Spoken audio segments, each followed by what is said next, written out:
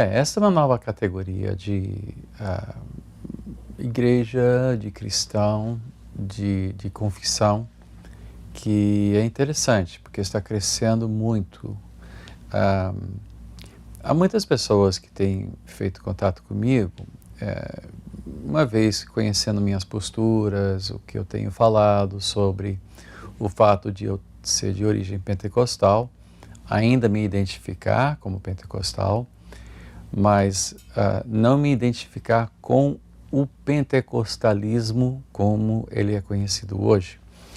E também ao afirmar que a nossa igreja abraçou a reforma, as doutrinas da graça, que em termos gerais são identificados com, obviamente, a eleição, o que muitos conhecem como predestinação.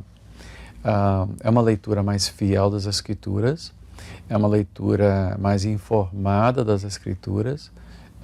É claro que eu não estou fazendo pouco dos que discordam disso, certamente, mas eu creio e a liderança dessa igreja afirma, embora nem todas as igrejas da nossa denominação abraçam isto ainda, entendem ou ensinam isto ainda. Mas quando eu falo para as pessoas que me veem como um reformado e afirmo ser um pentecostal, dizem, irmão, como assim? Como assim você é um pentecostal? Eu disse, sou. Ou quando entre pentecostais eu afirmo ser reformado, a pergunta é, mas como assim? Como se as duas posturas fossem mutuamente exclusivas, não é? Ou seja, você não pode ser um pentecostal e ser reformado, ou você não pode ser reformado e acreditar na continuidade, na contemporaneidade dos dons espirituais. É certo que há muitos erros que foram se acumulando ao longo da história do pentecostalismo, erros doutrinários, acréscimos de crenças e práticas que agora se juntaram ao pentecostalismo para formar algo que, de fato, nunca foi a intenção original desse movimento que nasceu no contexto do movimento pietista metodista, um movimento preocupado principalmente com a consagração individual da pessoa e a dependência do poder do Espírito Santo, algo muito próximo, inclusive, à doutrina puritana. Né? Os puritanos, o John Owen, o Charles Spurgeon, que foi um puritano, e outros que falam muito sobre o poder do Espírito Santo para transformar o indivíduo. E disto veio uma sede enorme da presença de Deus, do mover de Deus, que redundou numa explosão da manifestação de dons, principalmente de línguas estranhas, cura divina, mas que teve como, digamos, um viés principal o evangelismo.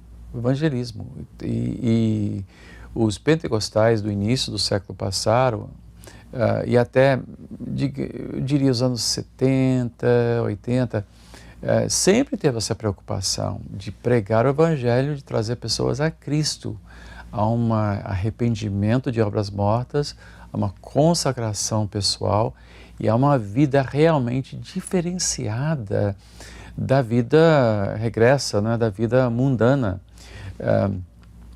Algo que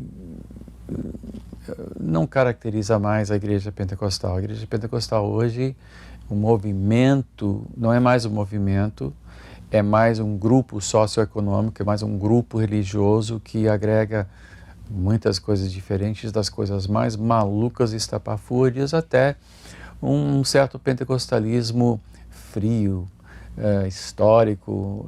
Muitas igrejas pentecostais são museus daquilo que um dia foi. Outros são igrejas rasgadas, divididas por brigas pelo poder, uma ânsia de poder, e outras mais são pentecostais em nome apenas.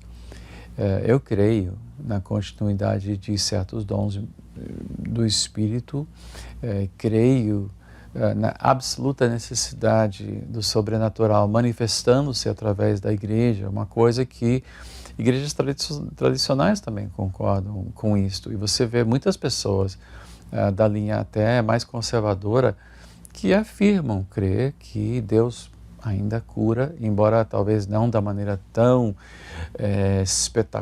espetacular quanto os evangelistas dos anos 50, 60, 70 máximo, né?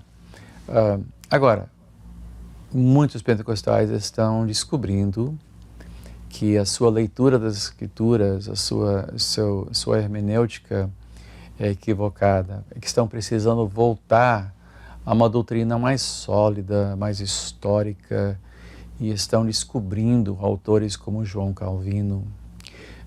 Primeiro descobrem John Piper, alguns Mark Driscoll, outros o Paul Washer, que é um reformado, e o D.A. Carson, o Augustus Nicodemos, Franklin Ferreira. Esses autores de peso estão sendo descobertos e isso está puxando um grupo para ler. E é isso que me aconteceu há 20 e poucos anos atrás. Hoje tem gente que diz assim, o Macalister já quase que uma escola de pensamento, um pentecostal que migrou para um pentecostalismo reformado, então não dentro da linha. Mas um pentecostal reformado é alguém que afirma suas origens, não tem vergonha das suas origens, mas que está disposto a repensar tudo à luz das Escrituras, está em constante avaliação de si mesmo, avaliação das suas tradições, da sua história recente, mas que abraça firmemente a doutrina da graça, o fato de que Deus é soberano e que Ele, se nós somos salvos, é pela graça de Deus somente.